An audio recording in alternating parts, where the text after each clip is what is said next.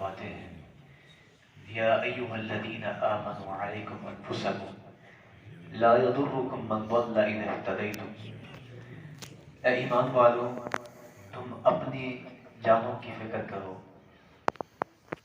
کسی کا گمراہ ہونا تمہیں نقصان نہ دے گا اگر تم ہدایت پر رہے۔ تو اس آیت کا معنی کیا ہے؟ تو ابو ثعلبہ رضی اللہ تعالیٰ نے جواب دیا کہ میں نے اللہ کے رسول صلی اللہ علیہ وسلم سے اس آیت کا معنی پوچھا تھا، تو آپ نے جواب میں یہ بات ارشاد فرمائی کہ تم نیکی کا حکم دیتے رہنا اور برائی سے لوگوں کو روکتے رہنا، یہاں تک کہ تم دیکھو گے ایک ایسا وقت آئے گا جس میں بخیلی حد سے زیادہ بڑھ جائے گا، لوگوں کے اندر بخل عام ہو جائے گا اور خواہش پرستی اس کی بھی کثرت ہو جائے گی۔ اور آپ نے فرمایا کہ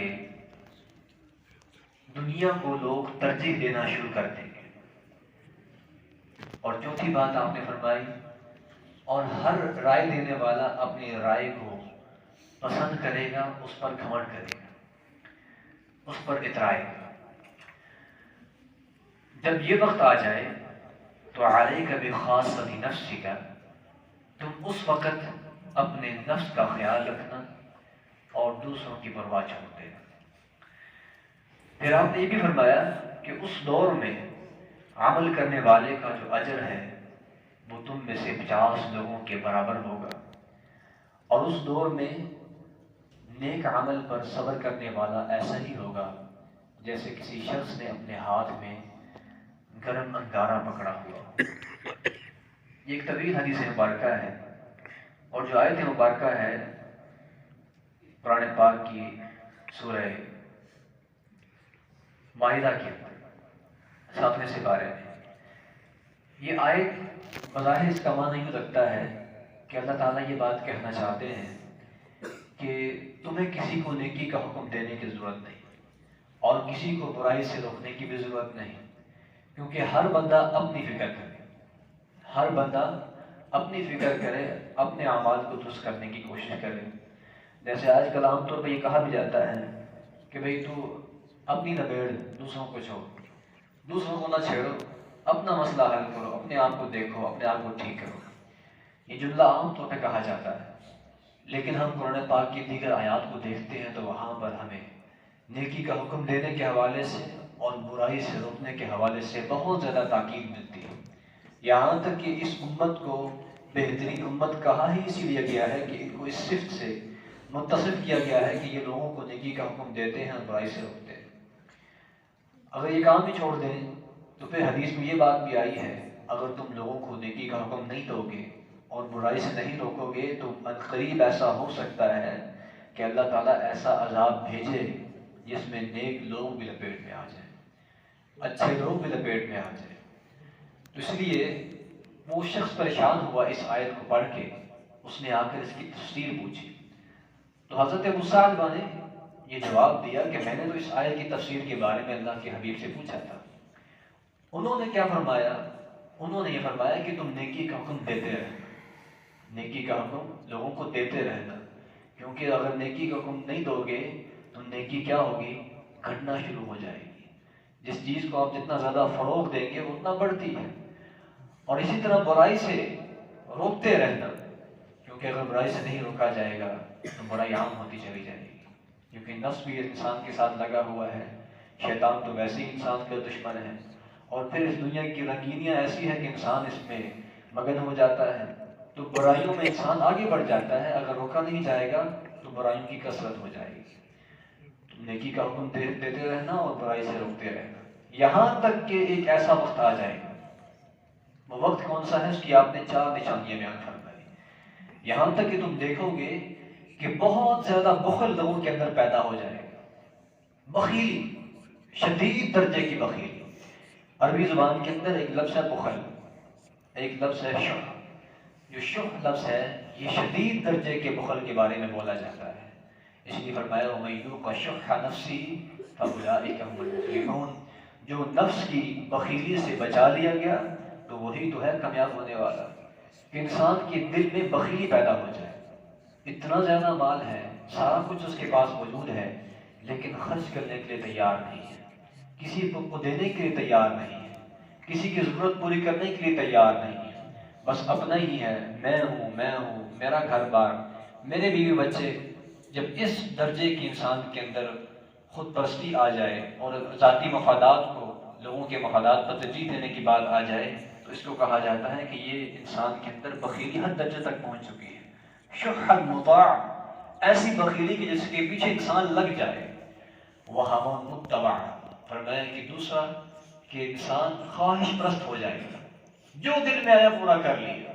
کوئی پرواہ نہیں ہے کہ اللہ کا حکم کیا ہے، کوئی فکر نہیں ہے کہ رسول اللہ اس پر راضی ہوں گے یا ناراض ہوں گے، کوئی پرواہ نہیں ہے کہ صحابہ کرام کے اس بارے میں کیا طرز عمل ہے. بس میرے دل میں یہ چاہت ہے تو میں نے اس کو پورا کرنا ہے، چاہے اللہ ناراض ہو، چاہے اللہ کے رسول ناراض ہو، لیکن میں اپنی چاہت کو پورا کرنے کے لیے بااختیار ہوں. مجھے کوئی پوچھنے والا نہیں. کون ہے جو مجھ پر پابندیاں لگائے؟ میں تو آزاد پیدا ہوا ہوں، میں آزادی پسند کرتا ہوں، میں لبرل ہوں، میں فلاں ہوں. آج اس طرح کی باتیں سننے کو ملتی ہیں کہ نہیں ملتی؟ کہ ہم پر پابندیاں کیوں لگائی جاتی ہیں، ہم جو چاہیں مرضی کریں. فرمایا کہ ایسا وقت آئے گا کہ خواہشات کی پیروی میں لوگ بہت آگے بڑھ جائیں گے، جو دل میں آئے گا پورا کریں، جو دل میں آئے گا اس کو کرنے کے لیے تیار ہو جائیں گے. اور تیسرا فرمایا کہ دنیا مؤثرۃ، یہاں تک کہ تم دیکھو گے لوگ دنیا کو ترجیح دینا شروع کر دیں گے. آخرت کے مقابلے میں لوگ دنیا کو ترجیح دینا شروع کر دیں گے. بل تؤثرون الحیاۃ الدنیا والآخرۃ خیر وابقیٰ، تم دنیا کی زندگی کو ترجیح دیتے ہو جبکہ آخرت کیا ہے، بہت بہتر بھی ہے اور بہت باقی رہنے والی بھی ہے. لیکن دنیا کو لوگ ترجیح دینا شروع کر دیں گے. آج ہی بات ہمیں نظر نہیں آ رہی.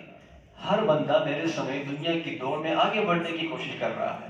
ہر بندہ اسی فکر میں ہے کہ میں زیادہ پیسے کما لوں. ہر بندہ اسی فکر میں ہے کہ میرا مکان زیادہ پرتعیش چیزوں کے ساتھ بھر جائے. ہر بندہ اسی فکر میں ہے کہ میں اپنی زندگی کے اندر زیادہ سہولتیں پیدا کروں. ہر طرح کی سہولتیں، ہر طرح کی تعیش، ہر طرح کی جو نعمتیں ہیں ان کو جمع کرنے کی کوشش ہے. یہ پرواہ نہیں ہے کہ ہو سکتا ہے کل میں اس کو استعمال بھی نہ کر سکوں. جس محل کو میں تعمیر کر رہا ہوں کل ہو سکتا ہے میں اس میں ایک رات بھی نہ گزار سکوں.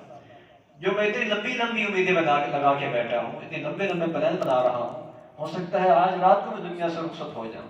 اس بات کی پرواہ نہیں. دنیا مؤخرتاً، دنیا کو ترجیح دی جائے گی. اور چوتھی اور بڑی عجیب بات وہ یہ ہے کہ ہر بندہ اعجاب کل ذی رأی برأیہ، ہر رائے دینے والا بندہ اپنی رائے کو سب سے بہتر رائے سمجھے گا. آج ایسے ہے کہ نہیں؟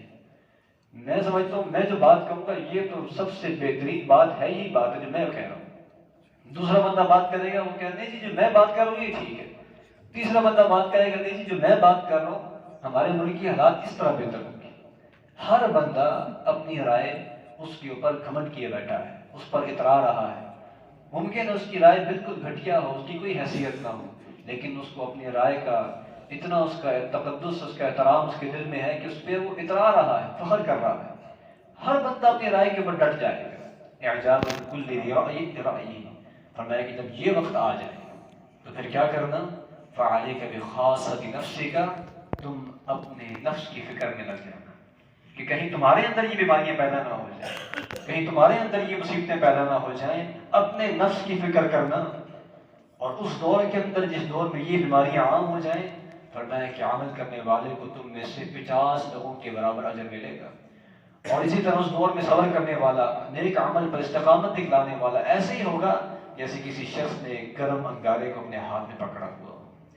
اس دور میں وہ لوگ جو دنیا سے برغبت اختیار کرتے ہیں، اور اس دور میں وہ لوگ جو بخیلی کے جذبے کو دور کر کے لوگوں پہ خرچ کرتے ہیں، اور اس دور میں وہ لوگ جو دوسروں کی رائے کو اہمیت دیتے ہیں، اور وہ لوگ جو آخرت کو ترجیح دیتے ہیں دنیا پر، بہت کم ہوتے چلے جا رہے ہیں. وہ گنتی میں بھی بہت تھوڑے ہیں اور نظر نہیں آتے وہ لوگ. اور اس کے برعکس دوسرے لوگ جو کہ بہت بڑھتے ہی چلے جا رہے ہیں.